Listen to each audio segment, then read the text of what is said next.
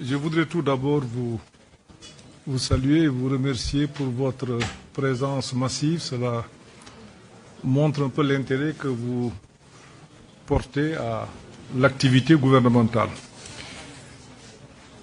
Messieurs les ministres, Mesdames, Messieurs les journalistes, notre pays a vécu des moments tragiques à travers des manifestations violentes qui ont entraîné des pertes en vies humaines, des blessés et une destruction sans précédent de biens publics et privés.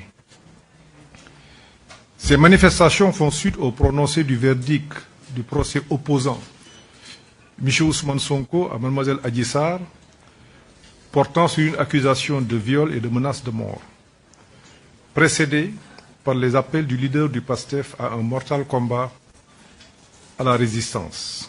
Aussi, a-t-il lancé un appel à tous ses militants et sympathisants pour de rallier Dakar pour engager le combat final, pour déloger le président Macky Sall du palais. Je l'ai cité.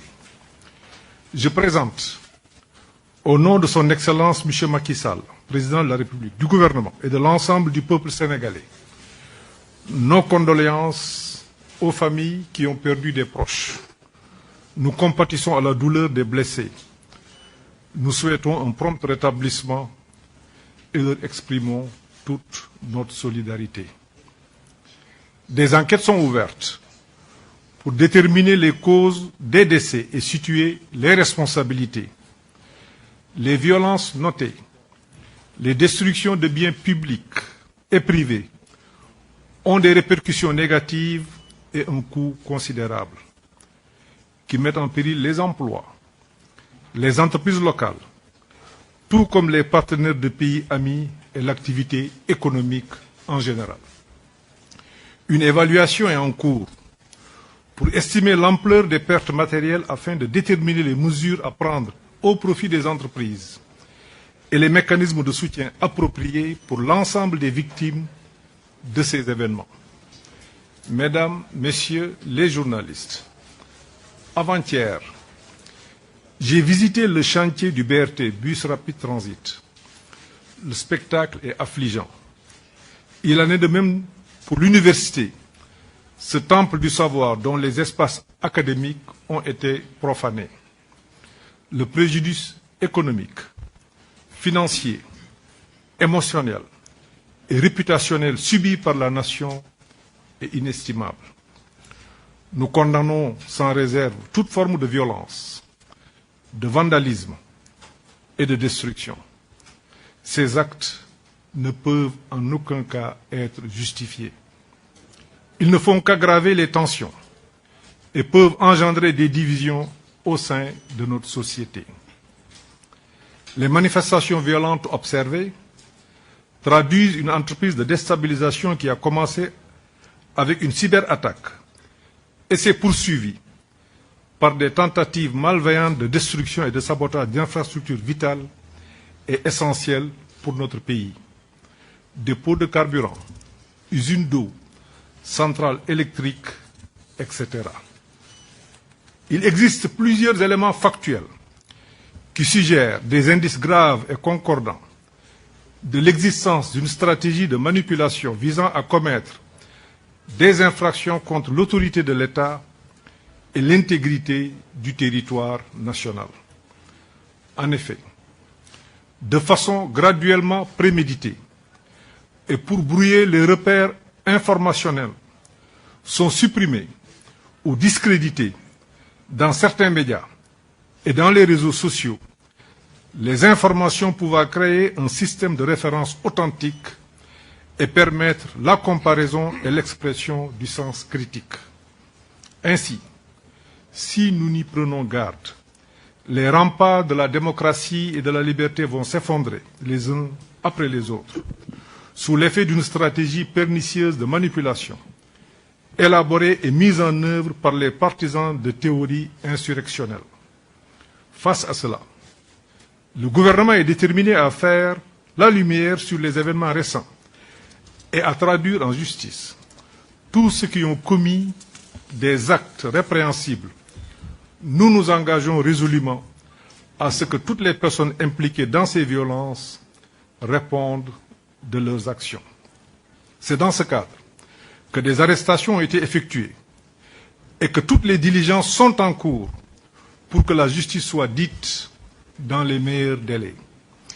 Mesdames, Messieurs les journalistes, je tiens à souligner que les mineurs et les élèves arrêtés ont été d'ores et déjà libérés et remis à leurs parents. D'autres personnes, sur qui pèsent des présomptions et des soupçons élevés, sont maintenues en détention pour les besoins de l'enquête. Le Sénégal est un pays fondé sur les principes de la démocratie, de l'état de droit et du respect des droits de l'homme.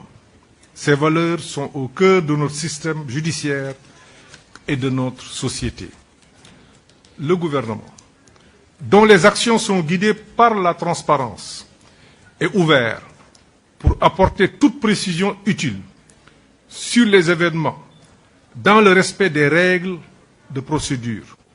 C'est pourquoi j'invite les acteurs de la société civile et les associations de droits de l'homme ainsi que la presse à se rapprocher de nos services compétents pour être en mesure d'apporter un traitement juste et équilibré de l'information basé sur des faits avérés. L'impératif de transparence a, en effet, toujours guidé les actions du gouvernement et nous y veillons dans le respect des lois en vigueur. Toutes les questions de sécurité publique ne peuvent être débattues sur la place publique. Si chacun est libre de se faire son opinion sur toute question, il n'en demeure pas moins que beaucoup de données échappent à celles et à ceux qui s'épanchent sur les réseaux sociaux en réfléchissant à la place des citoyens pour les manipuler au lieu de les informer. Le gouvernement a la pleine mesure des enjeux et des stratégies de déstabilisation du pays qui sont en œuvre. Et c'est sur cette base entend mener pleinement, assumer ses responsabilités. Les malheureux événements sont intervenus dans un contexte de dialogue national proposé par le président de la République, son Excellence M. Macky Sall, dans son élan naturel d'inclusion, pour offrir une plateforme citoyenne où les représentants de la société civile, les partis politiques et les acteurs clés se réunissent pour échanger des idées, discuter des défis auxquels notre pays est confronté et proposer des solutions constructives. Aussi, voudrais-je rappeler que le gouvernement reste encore et toujours engagé pour la recherche de la paix et de la concorde nationale. Les ministres des Forces armées, de la Justice, de l'Intérieur et le ministre porte-parole du gouvernement sont ici présents pour apporter les éclairages nécessaires sur toutes les questions d'intérêt national. Je vous remercie de votre attention et nous sommes à votre écoute.